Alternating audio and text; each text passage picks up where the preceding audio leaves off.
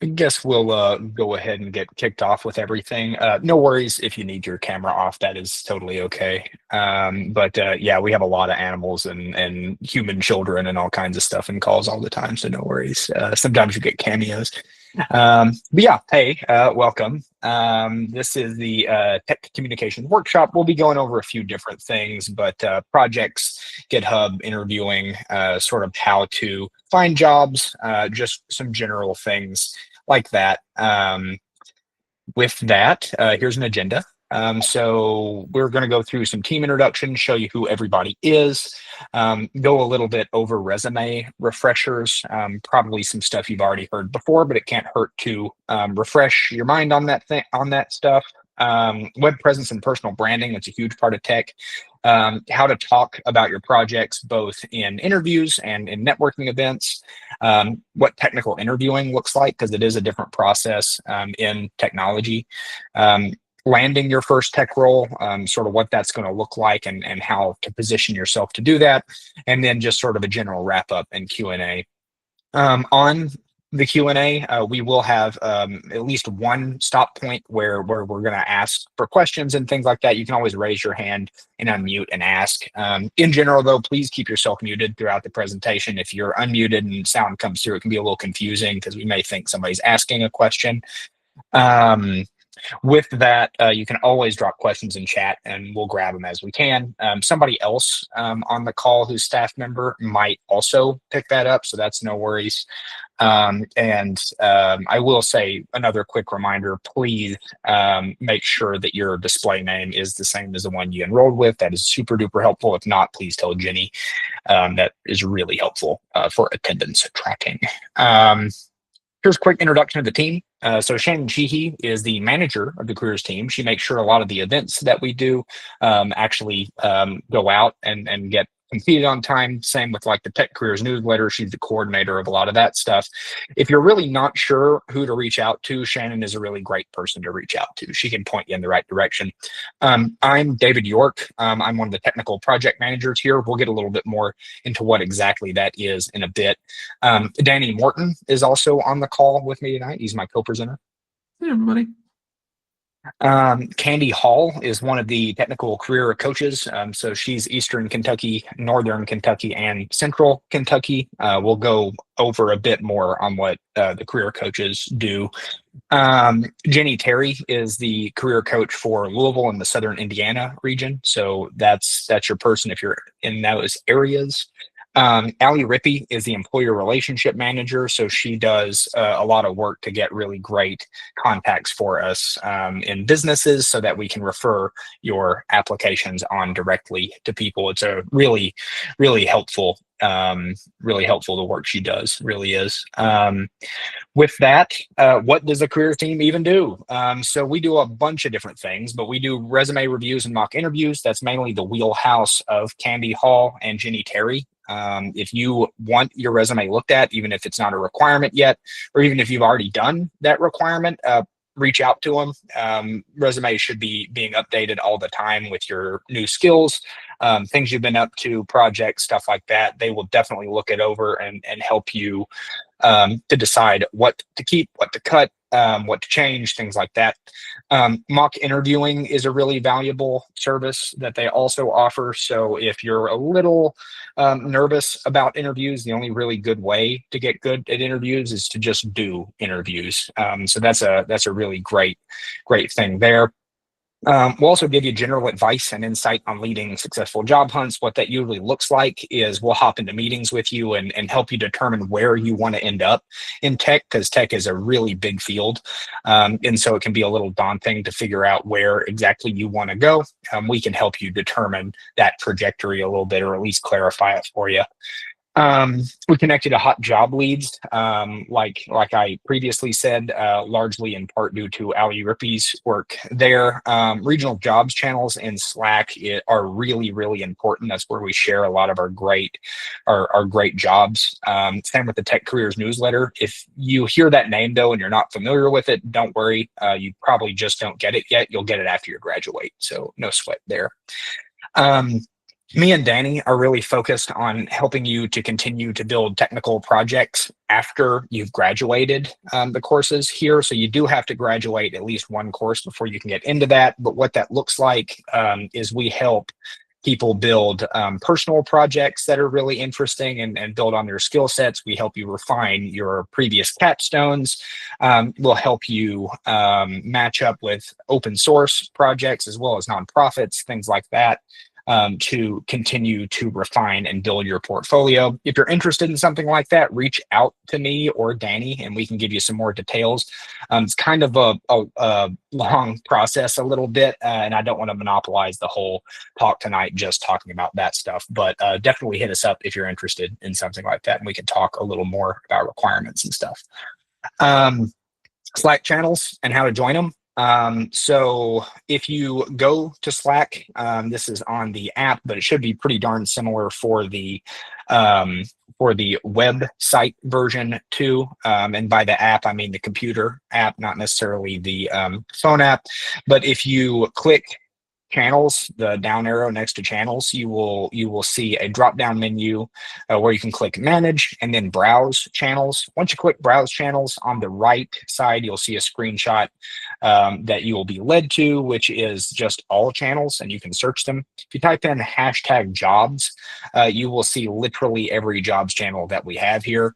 Join as many as you want. Really pay attention to those. If you're someone like me who really needs to be like notified of things, if you want me to pay attention to them, you can set that to alert for every single message. You can tweak those settings pretty finely. So make sure to do that, and it will ping you literally every time something's posted there if you're really, really looking quite hard. But yeah, with that, that kind of gets the administrative stuff out of the way a little bit. So let's talk about web presence and personal branding. GitHub and LinkedIn, you're probably pretty familiar with by this point, at least to some level. There are professional tools, but it's really important that you show off that you are a real person with real interests.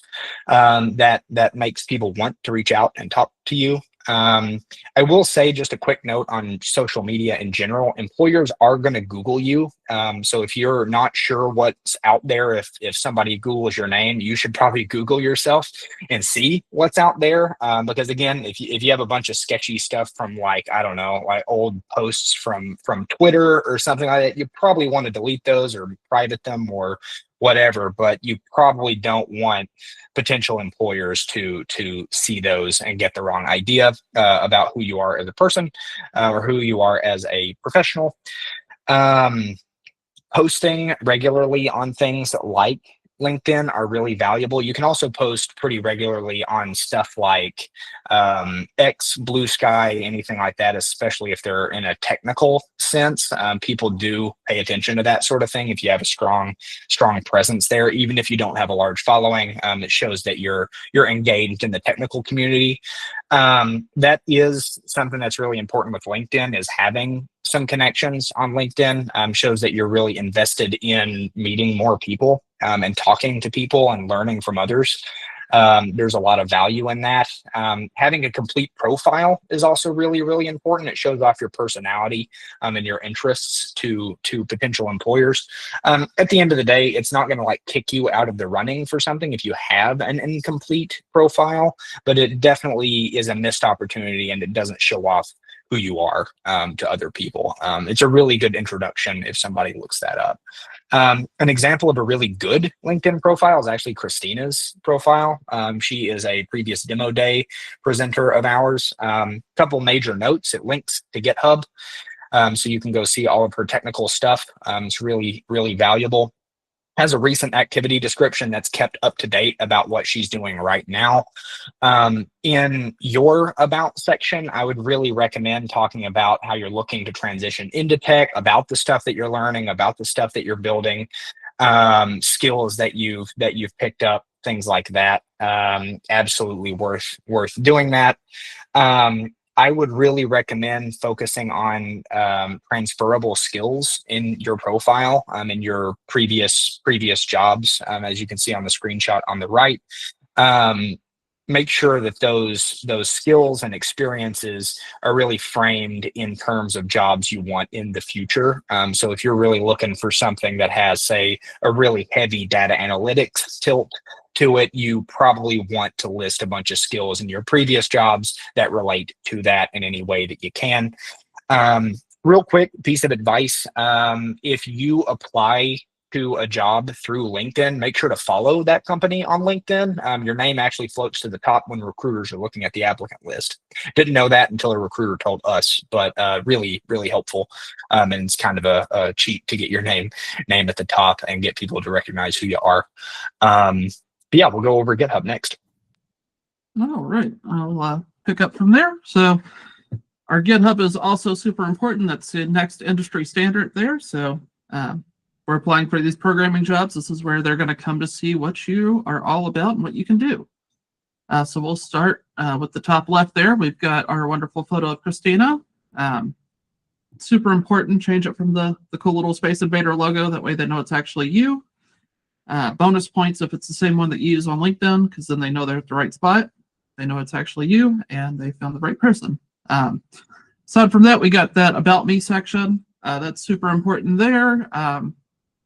You can kind of approach that how you want. Christina's really awesome there. Has like some about her and some fun personality included in it. A bunch of goofy stuff and whatnot, but professional at the same time. Kind of let you know what she's about, and you kind of have an idea after reading it. You're like, oh, she's a fun person, and she's into the same nerdy stuff as I am, yada, yada, yada, all that great stuff. So get a little personality, and then we go down. We got the pinned repos. So right there, you can pin up to 6 repos. That's kind of like your portfolio, like, hey, look at these. These are what I'm about. Or you can pin like a current project that you're working there as well with your like capstone project and additional projects that you work on. Christina was super smart here. So the left one is her capstone project. She did the web dev track, so that's a full website there. And then she was applying for a job here locally at a company that uses the Vue framework. So she went ahead and built a project in that and got that pinned there. That way, whenever they made it to her profile, they saw that, hey, Christina indeed knows how to use the technology that we're using. Under that, we've got the contributions. So we can see that she's super active on GitHub, that she made the 362 contributions this year. If we pop over to the left, we've got those achievements. Those are super cool. So like doing your first commit to GitHub, you get one. Doing your first pull request, you get them. Contributing to open source, you'll get them. So the more you do on GitHub, the more little badges you get. That just shows an employer that you've used it more than just dragging and dropping some files into it. So super important to kind of get some of those. And then right above that is a link back to her LinkedIn. So it's a little circle there. So if you find Christina on LinkedIn and then you happen to get her GitHub, you can get right back to LinkedIn and just see that little sphere that she's got set up. So from there, we'll jump into that repository list. So this is the next place that an employer is going to go. They're going to kind of click here and go through your repos to see what all you've been doing.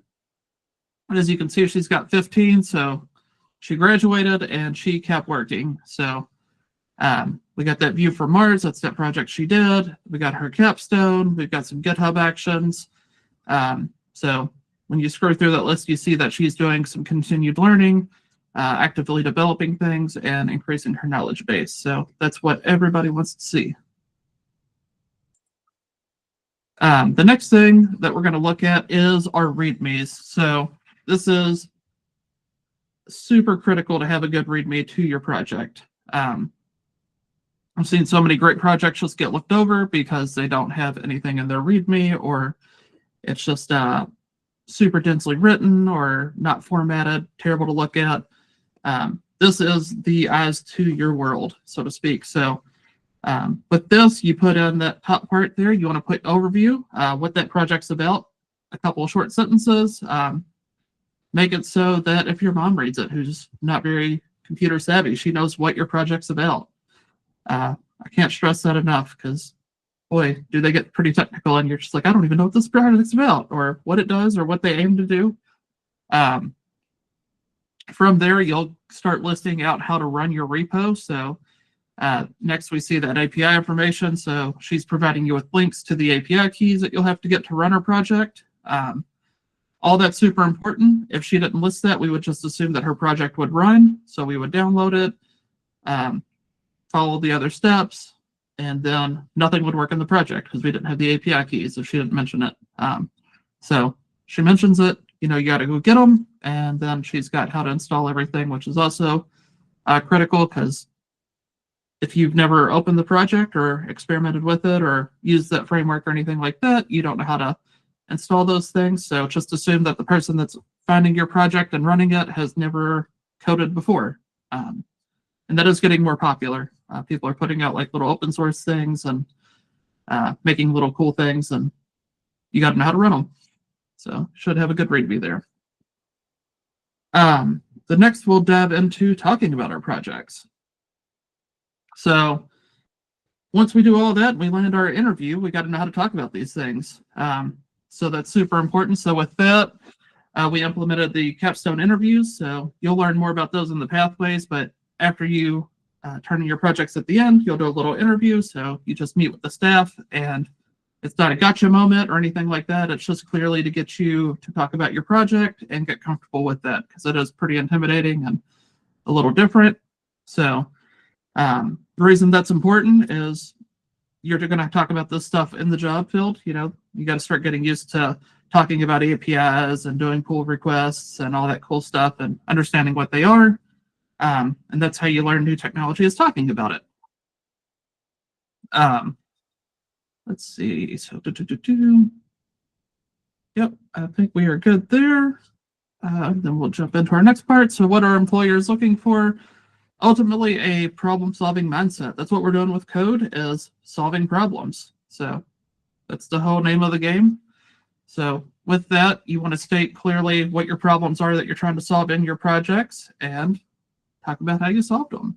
And David's going to get into a bit more of that as we go on. Yeah, absolutely. I will say really quick, something that I forgot to mention earlier. You will get the full notes for this, as well as like the slide deck and all the links and stuff that we post too. So that is the one thing I forgot to mention in the beginning. So no worries on trying to like scramble and grab links or anything like that. No sweat there.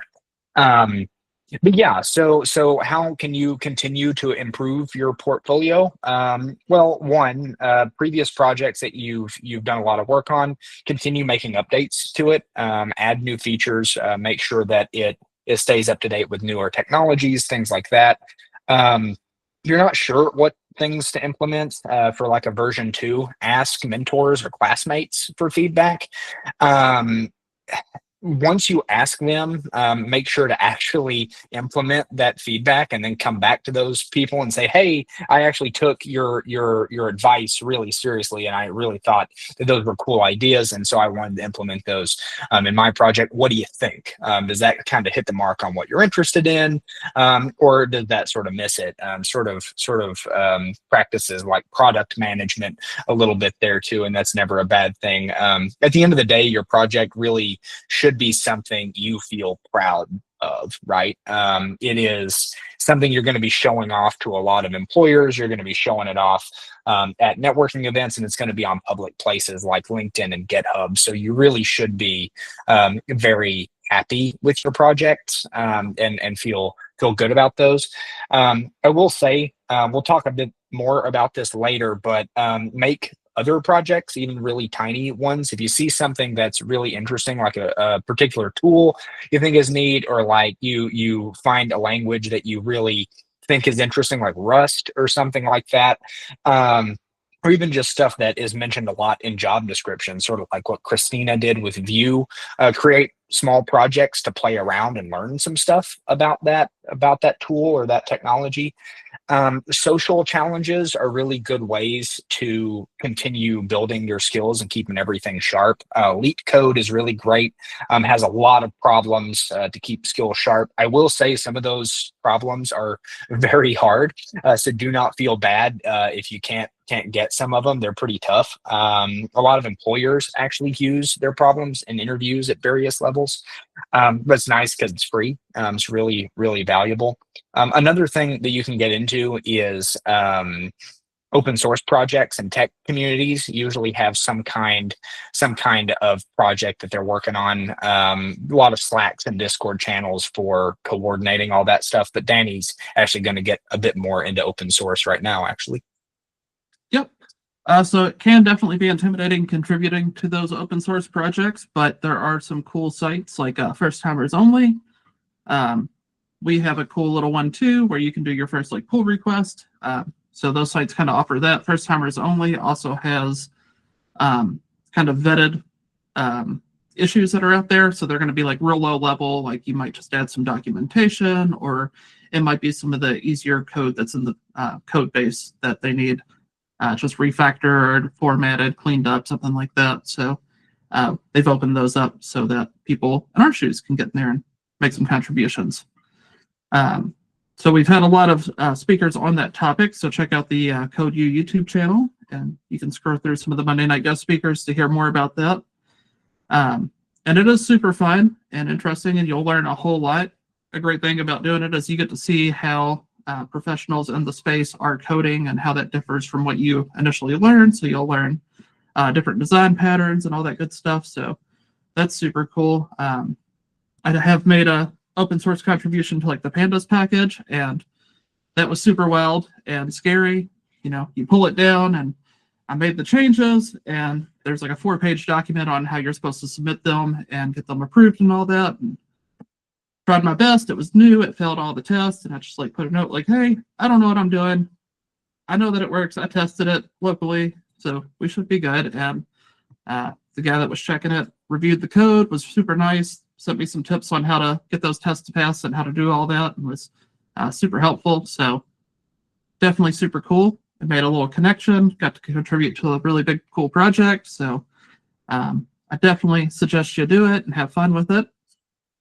Other things that we can do in that regard too is creating like some group projects with our classmates. So you should be developing some good relationships with your fellow students here. I know it's a little harder since we're virtual, but get to know the folks in your class, because they could become connections in the workplace. And, you know, if I got a job somewhere and I've worked with David and I really enjoyed it, he's going to be top of mind when they're like, "Hey, we need another junior dev." I'm like, "Yes, let's hire my friend David. He's great. We've worked together. We've built some projects. We had a good time. He keeps up with work, all that good stuff." But that also lets you learn that process of breaking down a project, splitting it up between people, because that's what we do in the workspace.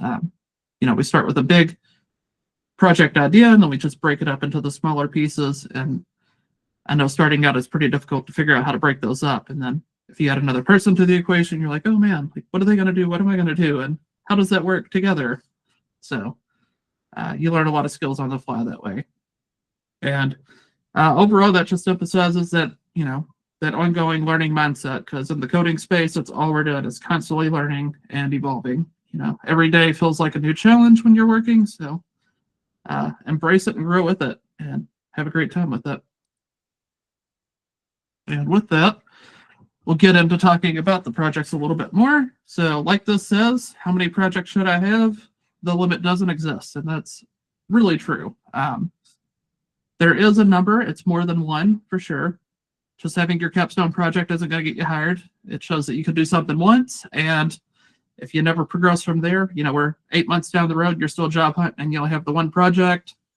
It doesn't look very good on your side, because then I'm like, "Hey, are you even interested in this? Are you doing anything? Are you learning? What's going on?" So in that, you can't really encompass all the skills you know either in one project. It's super, super difficult to do. So definitely make more projects. And then I suggest like we're going to be applying to these jobs and reading those skills, and you're going to see a bunch of technologies that you haven't used before. You know, you might see Docker. You might see that they want you to know MySQL or Postgres or something like that. So we like to call them mini projects. So just do a little project, make a MySQL server. Do another project, learn how to make Docker containers and spin one up. Put both of those together, put the SQL database inside a Docker container, spin it up, then connect to it from your project. So you take a big project like that, and it's split up into little pieces, and then you learn all those pieces and how they connect and work together as one. So next thing you know, a couple weeks later, you've got 3 projects. You combine them into one. And now you're like, hey, I checked 4 of the boxes that are on the sheet now. Like I know how to work in Docker a little bit. I know how to work with the database. I know how to connect to it. I made an API. Life's cool. We're moving on. Now I'm desirable and everybody wants me. All right. So with that, like David said earlier, definitely keep working on that capstone and iterating over it from time to time, but don't let that be like the only thing that you focus on. Or any of these micro projects. We can get caught up on them. There's a thing called scope creep. We always, if we're making a website, we're like, well, I could put another page here and I could do a new feature there. Or a data project, we're like, I could do this and I could add that. We could add another data set. The next thing you know, you just have this super complex project that doesn't really do anything because you keep adding it to pieces and it's unclear and it no longer shows off your skills in a good way. It just becomes a convoluted mess. So get it working, get the MVPs up, and call it a day, move on to the next one, and then keep iterating. And then, say you want to add a new feature to something later, you can always go back and do it. But don't get caught up in just like, oh, I got to make it perfect. It has to be the best project ever, or nothing's going to happen. All right. And with that, do we have any questions or anything like that before we roll into technical interviewing? All good? Pretty clear?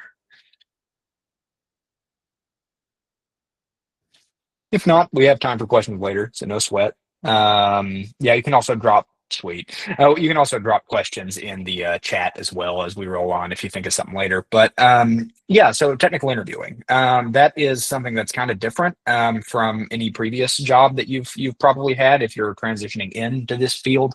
Career readiness workshops. Jenny probably already went over things like cultural interviewing, where you can use things like the STAR method to talk about like previous jobs, stuff like that. For this is usually an extra step kind of added into your traditional interview pipeline. So usually an interview pipeline is going to be something to the effect of like a phone screen with HR, an actual meeting with an HR person, and then like a meeting with a hiring manager. For this, a technical interview will probably end up right before you actually have a meeting with that hiring manager. So it's like a fourth step. Sometimes that will be the interview with the hiring manager. Sometimes they'll give you an assignment and then you'll come back and discuss it or something like that. We'll get a little more into specifics on like what kinds of tech interviews are out there. But in general, you're going to be asked to produce a piece of code that does a thing, that accomplishes some kind of task. There's a whole bunch of different styles that we'll go over in a bit. But we actually have a really great video of a previous guest speaker that gives really good advice on doing well in technical interviews. His name's Mark Hamner. If you've heard of him before, he's a big friend of the program, been around for a while, works at Papa John's at the moment, but he's interviewed people like from total interns all the way to senior devs. So he has some pretty solid advice. I'll post a link to that here in a moment. But with that, to me, they seem like a really intimidating thing, technical interviews, but it really helps to reframe kind of what they're supposed to be doing. At the end of the day, they're trying to figure out if you're a good fit for the company and if the company is a good fit for you, because sometimes the working style of a certain team or something probably isn't going to mesh well with you, and other times it's going to mesh extremely well, and that's exactly the type of place you're going to fit in really well. And so the only way to do that is by getting you to produce some code, to actually do some things or at least talk about technical concepts. They're also wanting to see how you perform under pressure. It's kind of a hard job being in tech and doing technical work. They want to see how you'll react to things that you don't necessarily know the answer to or that you find particularly challenging. They also want to see how good your communication skills are, things like that. And at the end of the day, it's not like a gotcha or anything like that. If you don't necessarily know something, they're trying to gauge the depth of your knowledge and see sort of where you fit in with the team. That's mainly what they're looking for. And so we'll get a little bit more into specifics on interview styles.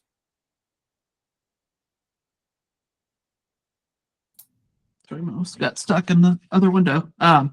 Yeah, so like David said, it's not a gotcha moment. Sometimes these will get progressively harder question-wise, and that's purely to see, you're knocking out the beginning ones, and then, they give you something a little harder, and you're going through those, and they want to see where your knowledge gap stops. So cool things that have happened in interviews like that is I was being asked a bunch of questions, and I was like, hey, we've far gone outside of the scope of the job posting. And they're like, we have, absolutely. And you're overqualified for that. So we're checking for this other position. And you're like, oh, okay. So that can happen too. So that's kind of why they're gauging, or they might be like, hey, you're not a fit for our team, but you got a lot of knowledge of QA. So we know we got a QA opening. So if something transitions like that, be aware that that can be why that's happening. With that being said, there are the different tests that we're going to go over. So like the timed assessment here, we'll kind of break that down. So usually you'll meet with them and they'll kind of give you an overview of what this timed assessment is going to be. Sometimes it might be they give you a file and say, hey, go work on this for 2 hours and we'll jump back on a call. Or it might be a link to a website that they use and you log in and it's a timed session. So it might be, again, that 2 hours and it'll just be a series of questions that you might code through or a prompt that you're coding to. A lot of them, if it's like that, it's one of those situations where it locks your browser so you can't open up new tabs and things like that. And again, not a gotcha moment. They don't want to see how good you are at Googling. They just want to see what you know in your brain and how you're going to go about it. So you could always use those pseudocode skills. Totally acceptable. I know like a lot of the SQL tests that I've taken in the past, I know several different SQL languages, so I always get the syntax mixed up. So you're just like, window query, select this, there's a subquery here, and just like start laying it out that way. And then they look at it and like, oh, yeah, he knows what he's talking about here. It's just, he has the syntax all mixed up and that's fine. You can definitely talk about that because you're going to come back with them and have a conversation about the topic that you just did. So, in that situation, it's like, hey, I've been learning, SQLite and Postgres. Syntax is a little bit different. So as you can see, I just dropped in some pseudocode there. It should show that like I know how to query, just don't remember the exact syntax for that. And that'll do on that. The other one is observed coding. So very much to what it sounds like. You might just share your screen right there on the spot. They'll give you a question. You start coding, going at it that way. Other things, they have like codeshare.io, and that like allows them to see your browser and you'll be coding there. Again, that's just, they're going to give you a question. You got to go through it. You can use pseudocode and things like that. The only time on something like this that you're expected to get every answer correct that they ask is for the big companies, the Googles, the Amazons, Facebook, stuff like that. Those people are notorious for wanting the best of the best. So if that's where you want to end up, definitely just live in LeetCode for a long time and learn all those, and you'll be golden in that regard. So with that, that's usually where, like, if you're just chugging along, they'll start raising the difficulty on you when they're doing the observed ones, because they want to see how far that knowledge goes and assess for different levels of job placements and things like that. The other thing that's pretty popular is the take-home assignment, and that's usually taken from like a real-world situation. So David and I might be working on, the company program, and then we run into this bug. We had a real hard time figuring it out, or it was just like a real tricky, fun bug. We might just pull that and change it a little bit so it's not company code, and then we'll give that out to like the people that are interviewing next week. Just be like, hey, check this out. How would you solve that? And that's a good indicator of, how they would work coding in your code base. And same as the timed assessment, you'll have that first meeting where they'd go over the problem with you and give you kind of any context you may need for it. You get the ability to ask questions. And then with that, they'll be like, you got 2 weeks to do this. And then, we'll set up another meeting or another interview whenever you get that done. And then again, they're just going to go over that code. With that, they don't expect you to put any pseudocode or anything like that. Ideally, you should have a working piece of code, but if you can't figure it out, that's fine. Make those notes and things. Just be like, hey, I tried this and I tried a loop and yada, yada, yada. It just wasn't working, or giving the exact, parameters that you were asking for, and put your thought process there, because again, that's what they want to see. And then if you go back, like, hey, I couldn't figure it out, this is what I did, talk about it, and they'll walk you through it. Ideally, if it's a good company, they're going to tell you how to fix it, and then you learn something from it. The last one that I'll do is the whiteboard exercise. Very much what it sounds like when you're in person. They'll have a whiteboard up, and they'll ask you a question, and you just go up there and you write it out. So with that, pseudocode's more popular, but depending, if you're working for like Facebook or somebody like that, they're going to expect you to handwrite out that code and not make mistakes, but we'll worry about that when we get there. But otherwise, you just do that pseudocode, and usually you're going to be talking through it while you're writing it. Like I would do a loop here, and then I'd have an if statement, an else statement. We'd break under these conditions, and then we'd jump into a while loop, or however you'd go about solving whatever the problem is. And talking through it, they might ask you some questions in regards to what you're doing, and it's pretty fun. A little nerve-wracking, but a good time. And David will grab the Q&A portion. Yeah, Q&A is my favorite type of technical interview, because basically it's just a conversation. So it's when you're going to go in and talk to like a hiring manager or a team or something like that about like either what you'd be doing at the company and sort of how you would solve problems with them. Some hypothetical questions might come up, your opinions on certain tech that they're trying to get into or that they're currently using. Or it could be questions about stuff that's currently listed on your resume, like skills that you mention quite a lot, stuff like that. In general, it's really conversational, and it's kind of a good chance to get a handle on the personalities of the people that you'd be working with. And it can really be a good opportunity to determine whether that's actually somewhere you want to work or not. Chances are, if you're interviewing with that group of engineers and they really don't mesh well with you, or you don't like them very much, you probably don't want to work at that team. So that's a good way to figure that out, and vice versa. They're also trying to get, again, a depth of your knowledge and see sort of where you land on the knowledge scale with questions like that. But typically, they're going to ask you to change answers after you turn in something or suggest a certain solution for something. That is totally fine. Again, trying to get a gauge on where you land. So either for that particular position, or maybe for a more advanced position, or maybe a lower level position, depending on your knowledge base, things like that. In general, if you are doing something like a take-home assessment, or you're doing like observed coding and you run out of time, make mistakes, something like that, you can always talk about how you would have solved it, or what you would have done if you had more time. That is totally fine. People are cool with that. Don't be afraid to sort of talk out your process. That's usually what they expect. That shows a high level of communication skills, things of that nature. If you don't know something, say it. It is totally fine to say that you don't know the answer to something. I would say, though, don't just leave it at I don't know. Talk about like what you think it might be. If they ask you about a certain technology you're not super duper familiar with, but you've heard of it before, you might be like, well, that's kind of related to this, right? And they may be like, well, not exactly, or yeah, that's actually exactly what that is. That's just another company's solution.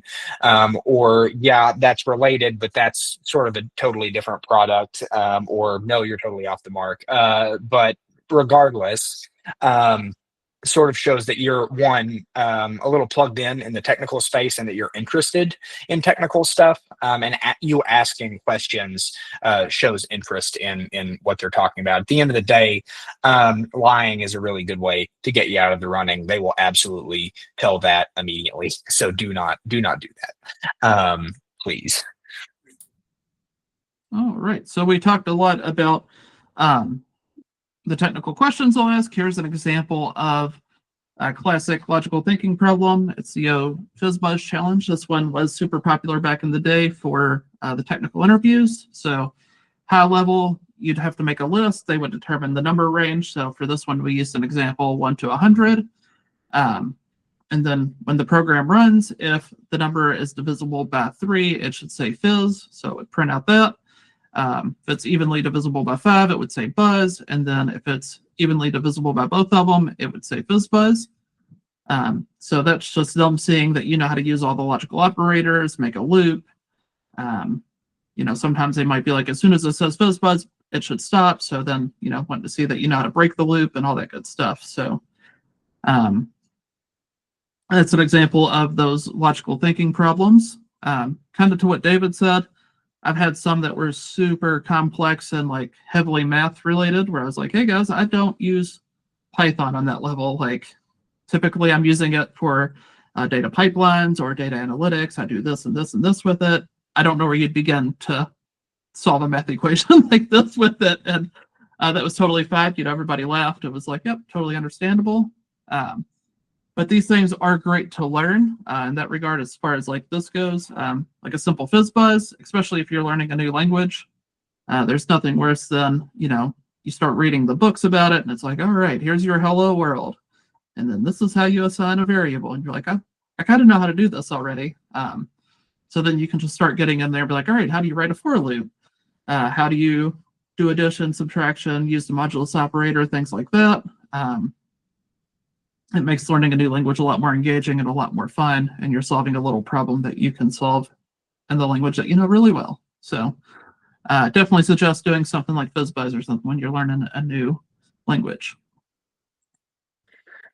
Yeah, so some tips on doing well on technical interviews.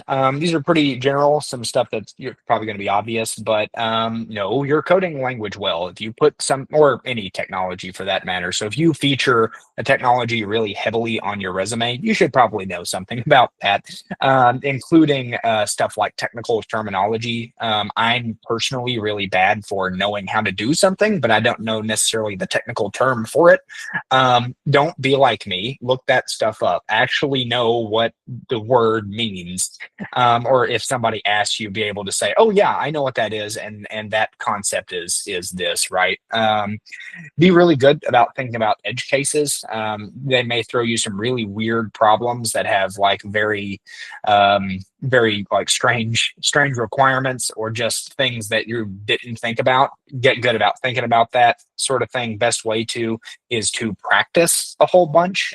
So using things like LeetCode, Code Wars, and HackerRank are quite good. I've used HackerRank, not Code Wars, but HackerRank is very good.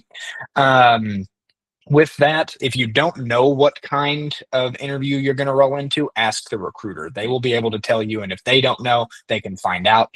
It's always best to be fully prepared for something like that, and it can really throw you off your groove if you roll into something and you didn't know what to expect. So know what to expect. If you don't understand something like a specific question in the take-home assessment, or even during like a Q&A, ask for clarification. Don't be afraid to talk to people if you're confused about something. It's really related to the job too, because at the end of the day, you're going to probably interface a lot with people who aren't very technical, and they may not give you the exact parameters you need, and you might have to like prod and ask the right questions to get to where you need to go.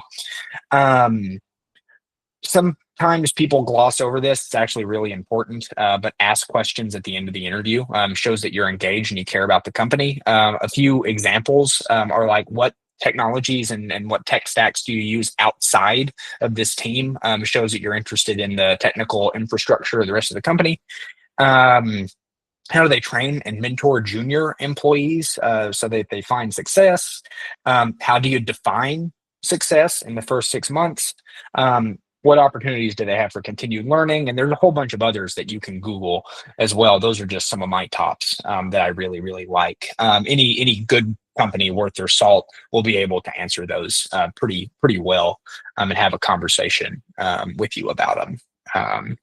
But yeah, with that, we'll go into answering questions when you have no idea what the right answer is. All right. So like David said, we're going to cover that. So like we mentioned before, this is going to happen. You're going to get those harder questions that you don't know about. So a couple things here with that. If you do happen to know the answers to every question that they're asking, you're probably selling yourself short on that role. So you might want to start looking for more advanced roles, because ideally you want something that's going to be challenging and new to you. And usually they don't want somebody that is 100% qualified or overqualified for the role, because typically people get bored and they'll bounce out of the job, and ideally they want you there for a while. So know that going into it. But in that sense where, they ask you this question, you don't know where to start with it. Maybe it's something you never heard of. Maybe they mentioned something like recursion. You're like, oh, never heard of it. Don't know what that is. Be honest about it. Be open. Be like, hey, I don't know what that is. Can you tell me a little bit about it? And have them explain it. Or if it's a tech stack or something that you don't know about, maybe they're using like the React framework and you don't know about it. You've never heard about it, never used it. Have them explain what it is a little bit. Maybe you used Vue or you use Svelte or something like that. And you're like, oh, okay, so it's just like one of those. And I assume it has components in it and this and that. And, it shows that you're interested, you're engaged. If you don't know anything about it, still ask those questions, like, hey, why is it critical for the job? Or why did y'all decide to use that technology? Does it offer a benefit to something else that was in its space or whatever? And they'll be like, oh, yeah, absolutely, because they don't use those things on accident. It usually solves like a critical piece of the puzzle there. So that's why you'll see all those different skills on the jobs. Maybe it'll say like, hey, do you know this language? Because they use a little bit of that to do one thing.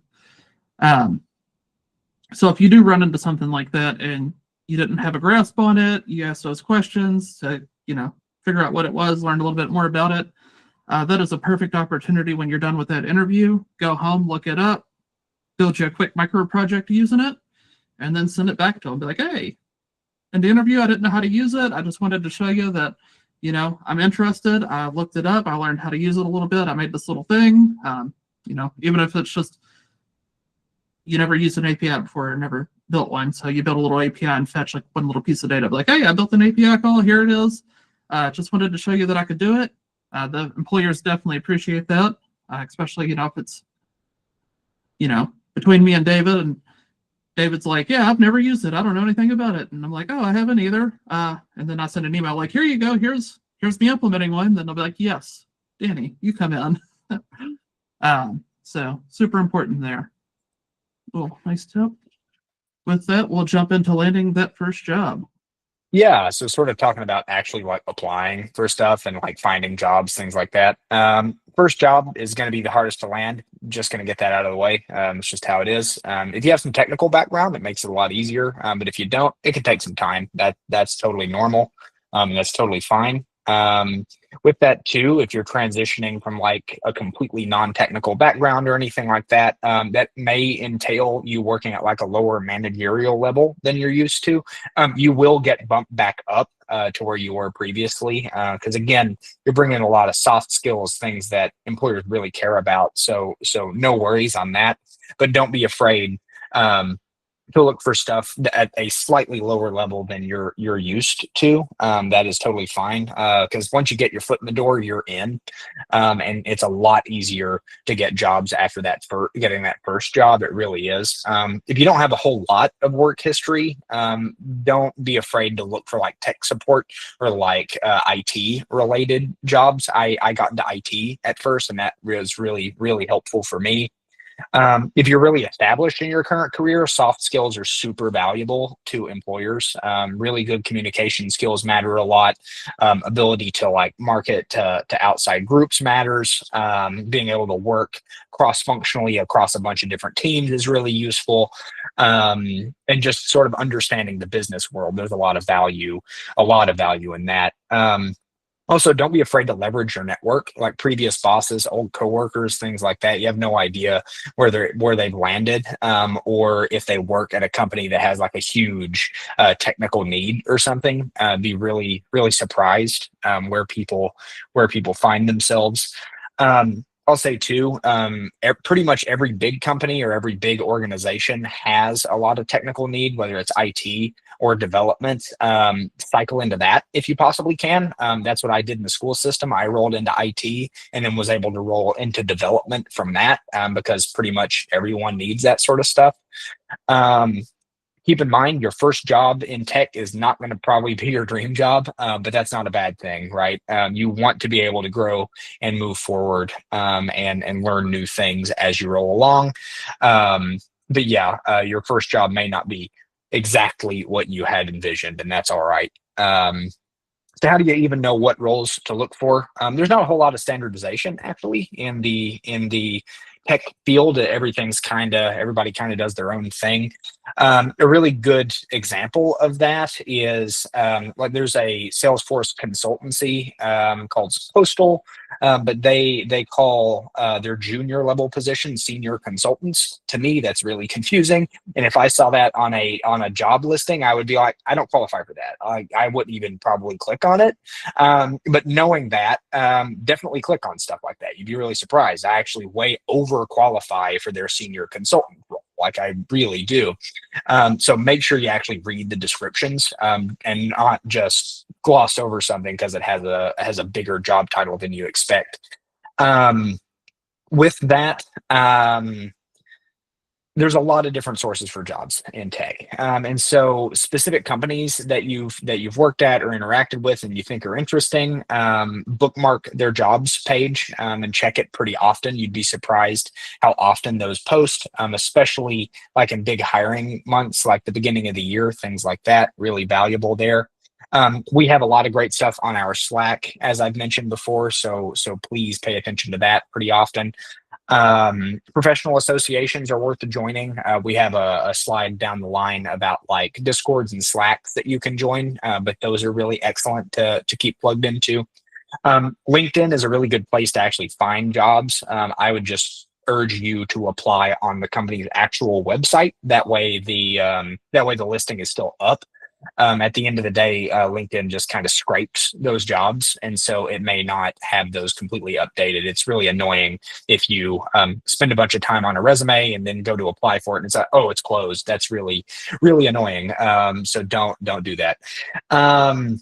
I will say too, if you are currently in a pathway and you like it, and you have like a lot of job prospects for it and things, that is excellent. But it is totally okay if you decide that you kind of want to pivot somewhere else, or maybe not do full-time development or something like that. Maybe you want to deal more with like people, or maybe you're more interested in kind of bridging a previous job or previous role that you had into the technical stuff.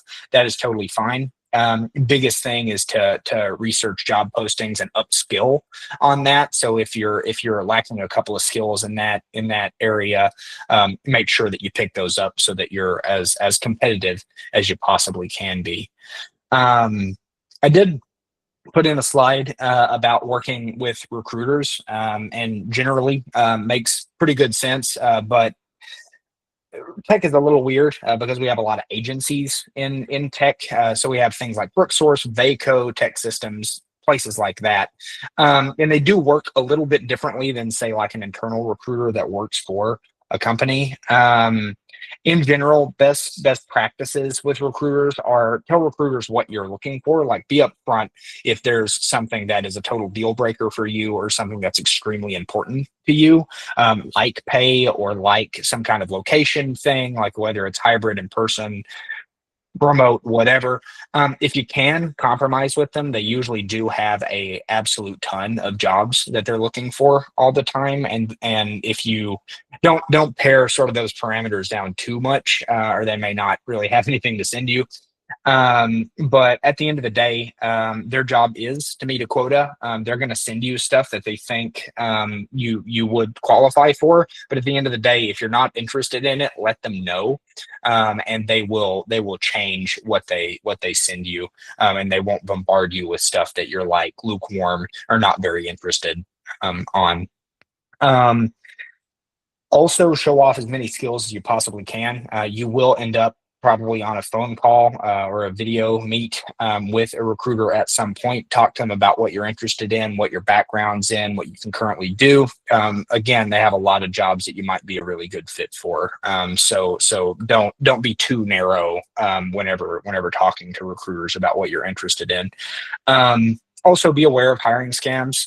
Vet recruiters that reach out to you. There are a couple of ways to do that.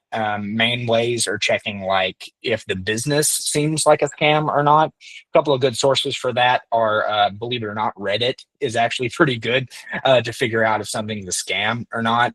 We are also really good at helping you research and figure out whether something's a scam. At the end of the day, if it feels like it's too good to be true, it probably is too good to be true. Use your instincts.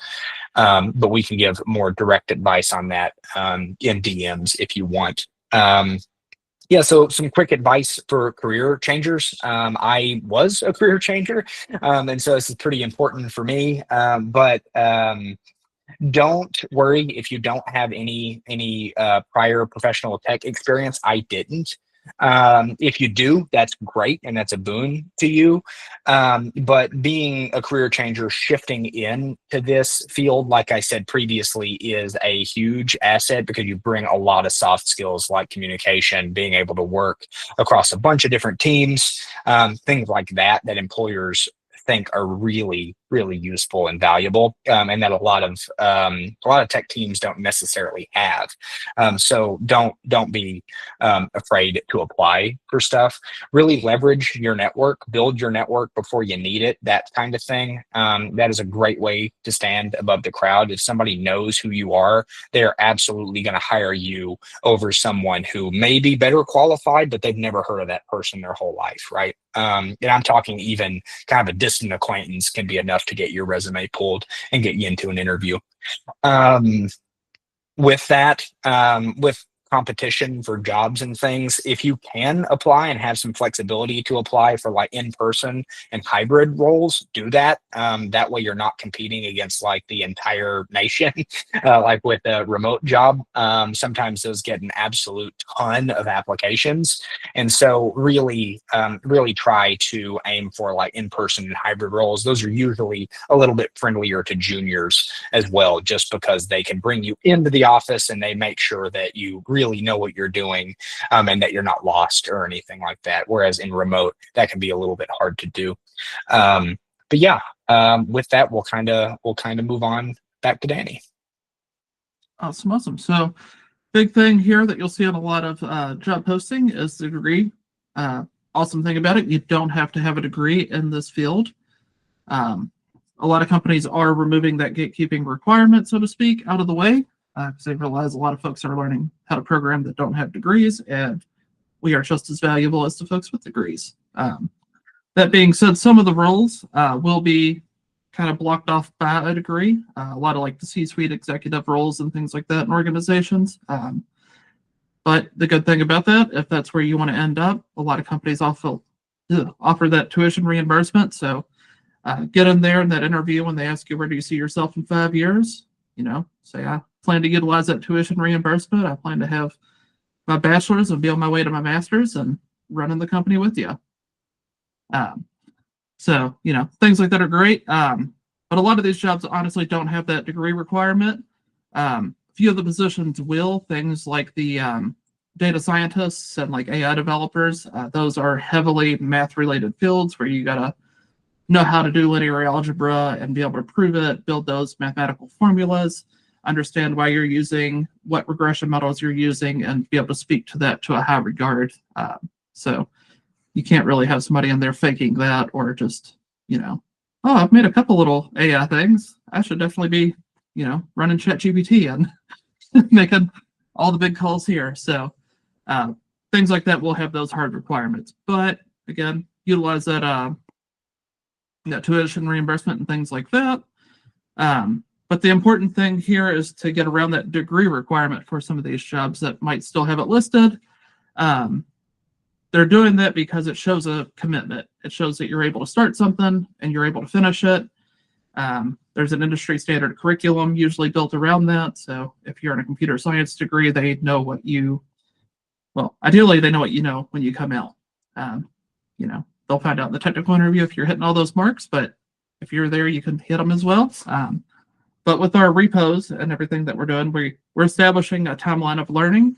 We're showing that we can start a project, we can finish it, and we can do this several times. The folks that do graduate from those programs, they're going to have GitHubs as well.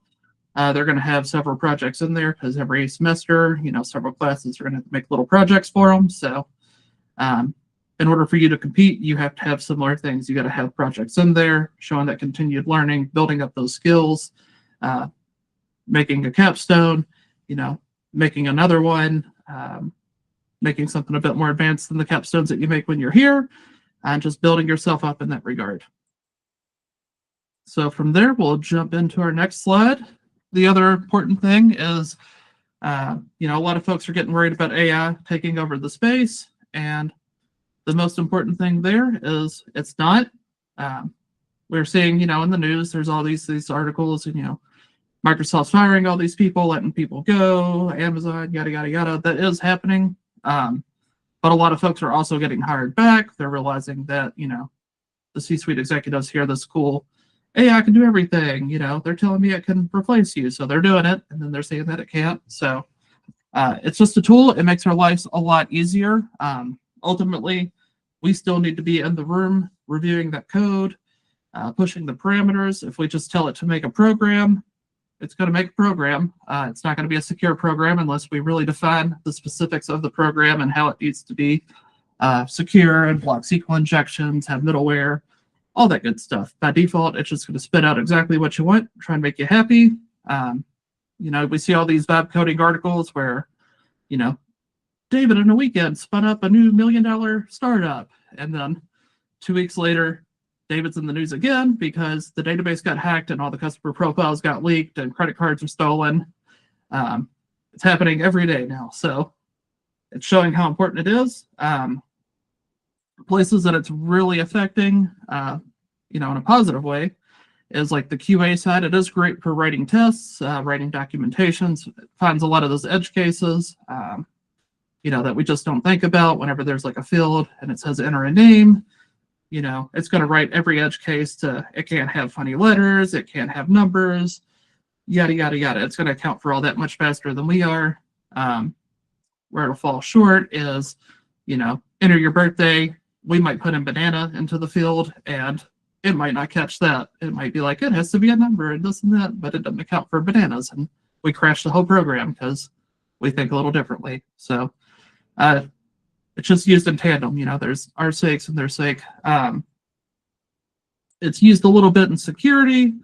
There's some nice tools that'll still help scan for vulnerabilities and things, but people are much craftier than AI. You got your hackers out there and they will find how to break things in ways that, AI hasn't been able to identify yet because, me and David haven't got bored on a weekend and hacked the website yet. So things like that definitely happen. With that, just learn how to embrace it. It's really important to know your core coding skills. And then, as you're growing as a developer, you can start implementing AI more. I can't stress the importance enough of knowing the core fundamentals of coding before you start really relying on AI for anything. It's great now. Like I'll use it. I'll just start coding like stream of consciousness as best I can. Then I'll put it in it and be like, here, fix all my syntax errors. Great use cases for that. Might ask it to like refactor code, but I'm always having to go back and change it because, having several years of experience now, it'll refactor code, but maybe not in the most efficient way, or it'll change a core feature because it just loves to do that. And you're like, hey, that's cool, but it no longer does what I want it to do. So use it, embrace it, but still know your stuff. That way you're making yourself stand out from the crowd. Yeah, absolutely. And with that sort of transitioning into the like human element, so relating more to people and how to find more of them in the tech space. So a bunch of different ways to do that. Lots of Slack channels and interest groups in the area, but Cincy Tech Slack is really active and really great. Bluegrass Developers Guild is sort of a Lexington-based group of tech-related people.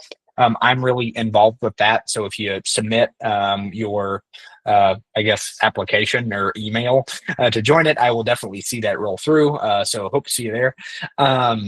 The Louisville Tech Slack, I've been told is quite active and really good. I'm not a part of that one, but definitely recommend joining it. Really good ways to find other groups are so just looking up like local groups in sort of your region. There's a lot of lists on GitHub. In fact, this list has some such Slacks and Discords that I just posted in chat.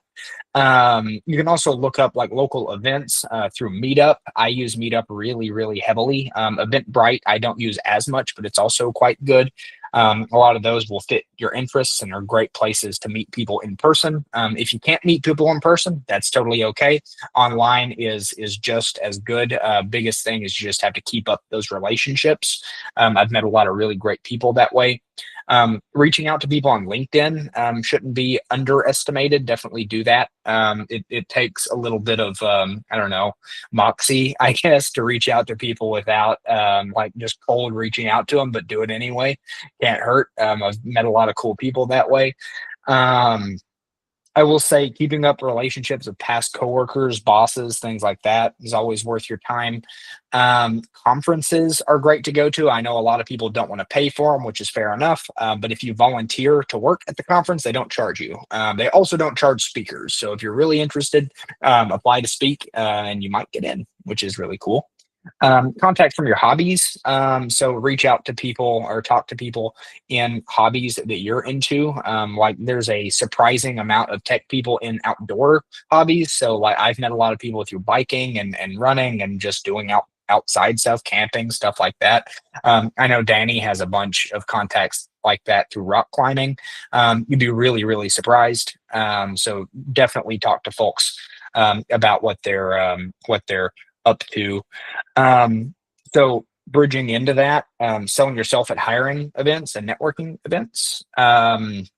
So basically, you want to talk a little bit briefly about what makes you stand out to people, and why they should get to know you. I will say, quick word of advice there: if you meet somebody and kind of get along with them pretty well, you like them, you've talked to them a little bit, connect with them immediately on LinkedIn, because if you walk away, I don't know about you, but I have done that, completely forgotten the person's name, and sometimes I found that person again and was able to talk to them. Other times I didn't, and so I just kind of don't know who they were. So oh well, can't connect with them and reach out on LinkedIn anymore.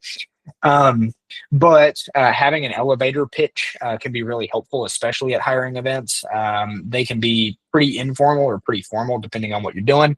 But mine is something like, hey, my name's David. I'm a technical project manager that works with people interested in learning new technologies and wanting to build skills.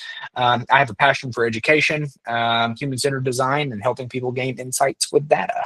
That's also my background. So something like that. Can be really complicated or not very complicated. You can also add more to it if you desire, or pare it back. Remember, at the end of the day, employers or people at networking events want to talk to other people. They wouldn't be there if they didn't. So don't be afraid to really talk to folks whenever you go to stuff like this. Yeah, we'll bridge back to Danny. Yep.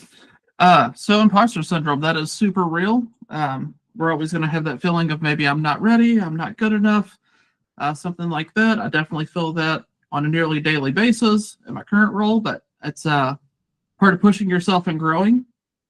You just got to stick with it, keep working at it, and you'll be better for it, and you grow, and then eventually you'll get comfortable, and then you got to start figuring out how you can grow more. So it's all part of the process, but when you're feeling that, definitely keep building these little mini projects, keep working, putting in a little work day by day. You'll look back in a couple months and you'll have a bunch of really great stuff, and it didn't really feel like it because you just did a little piece here and there every day, but you're constantly building yourself up. And with that, you're applying to these jobs and you're scared to apply for ones that sound cool that you might meet one or two requirements on.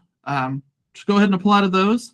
Let the company tell you that you're not the right fit. I've gotten a lot of really awesome jobs in the past where I thought it was a cool job, and I was like, well, I kind of fit, maybe, I don't know, but let me just apply because it sounds really cool. And then next thing you know, you're in the door interviewing and talking to folks, and you land a really neat job. So definitely do that. And while you're doing all that, apply, network,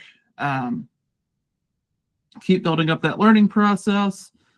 Um, it's all going to work out as long as you're persistent and keep doing all the right things. Eventually, it's going to open up, and much like that previous slide that David had, where it's like, the job on paper and it's Godzilla fighting, and then it's some stick figures when you actually get on the door. You're like, oh, those job requirements are insane compared to what this actually is. Like, this is a cakewalk. This is an easy job.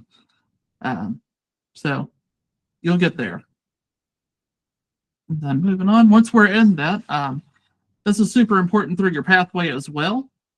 So asking questions is super important. You want to ask those on the job. I've heard a lot of feedback from employers when like folks are interning, might be like, Danny was on the job for 3 months during the intern. He never reached out, never interacted with anybody, never had any questions. He got stuff done. Whereas David was asking questions and maybe didn't get as much work done as Danny, but like we know who David is. He was asking the right questions, doing the work, and they'll hire David over me just because he made himself known. But when you're asking those questions, don't just go and be like, hey, I can't figure this out. Like if you're asking your Slack channel, like, hey, here's this code, it's broke.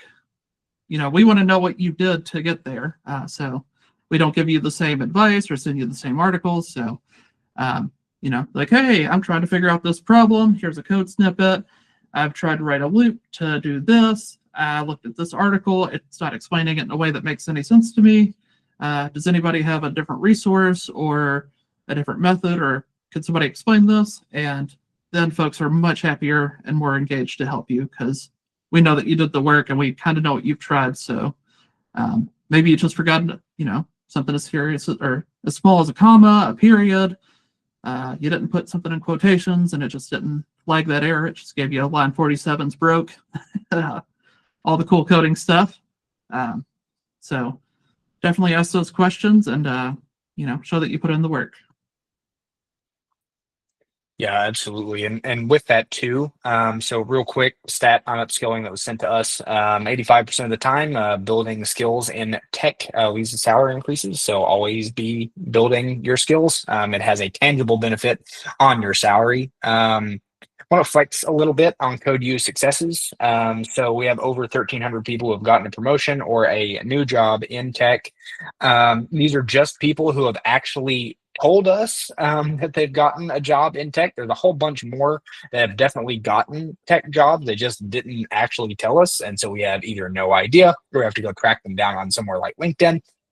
Please let us know whenever you get a tech job. It is super important to us. It's really, really disheartening whenever we've worked with somebody for a long time. They just sort of like disappear and we're like, wow, I wonder whatever happened to Danny. I hope he's good. And turns out he has like a really sweet job somewhere like Google or something like that. And you're like, wow, I wish Danny had told me.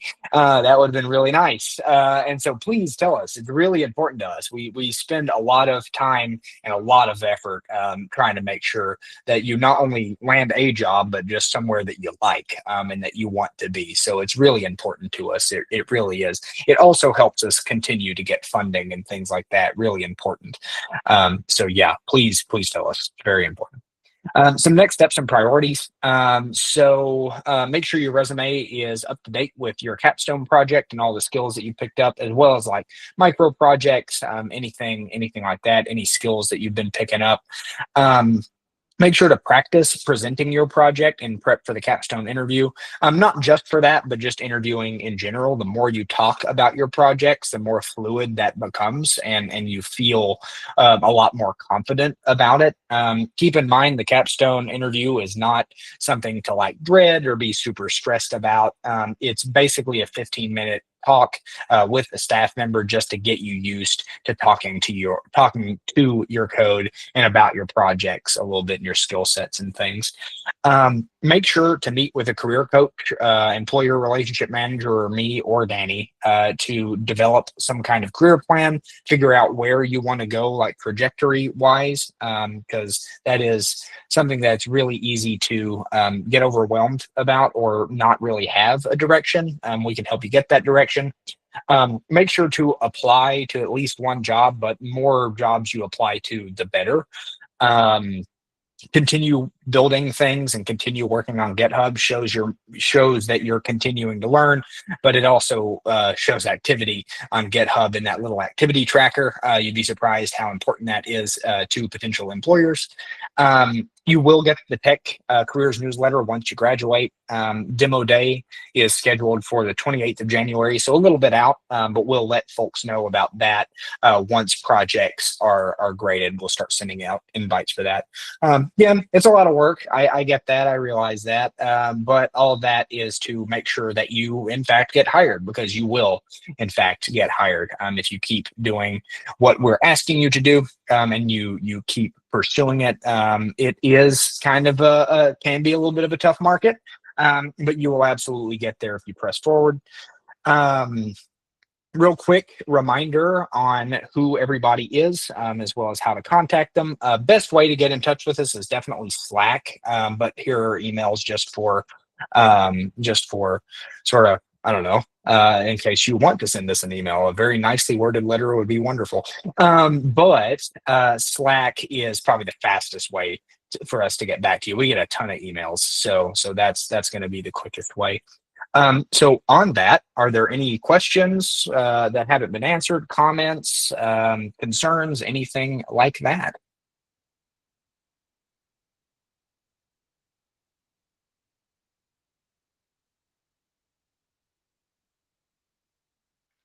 If not, we are available on Slack all the time. So you can always ping us over there too. If there's something that you're like, hey, I really should have asked that, but I blanked. That's totally fine. I do that all the time.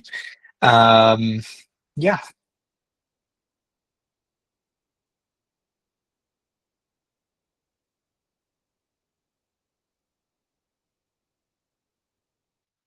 Yeah, go ahead. Oh, hey. You kind of covered this with the you don't need a degree topic, but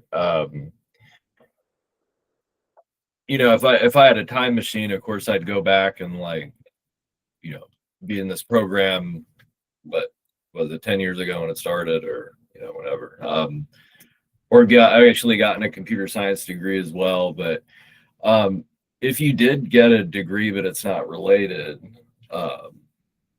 I mean, I don't know if it would benefit you to mention it or not. I mean, it's not really. Yeah. It benefits you pretty tangibly. So mine has absolutely zero to do with tech. I have a bachelor's degree. It has absolutely nothing to do with technology. But it has helped me a lot. It's actually a degree in history and education. That's helped me a lot with like being able to write and communicate really well with people, and people seem to find that super, super valuable. So definitely mention it. Yeah, any degree, like Jenny just said in chat, should definitely be listed on your resume, even if you don't feel like it's directly relevant. Definitely list it. Yeah, really, it's very important too. Yep. I got an associate's in graphic design. Tangibly doesn't help me much, except for if I'm developing like a website or something, I know how to do color themes and everything really well, and I can make things look really pretty. But I primarily do like back end work if I'm coding, so no benefit to me there. But it has helped out in some spaces. But I just started working in like the tech space immediately while I was in college, and hasn't ever used the graphic design degree professionally. So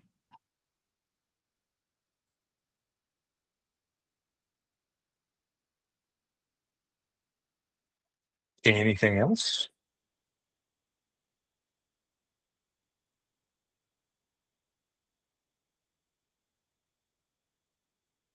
If not, we can go ahead and wrap it early. That'd be totally fine with me and Danny, I think. Yeah, let us know if you have any questions though on Slack. Next week, you guys will all get resources from all of this. It'll be an announcements channel in Slack, but you'll also get slide deck as well as a recording. So you can refer to that if you wish.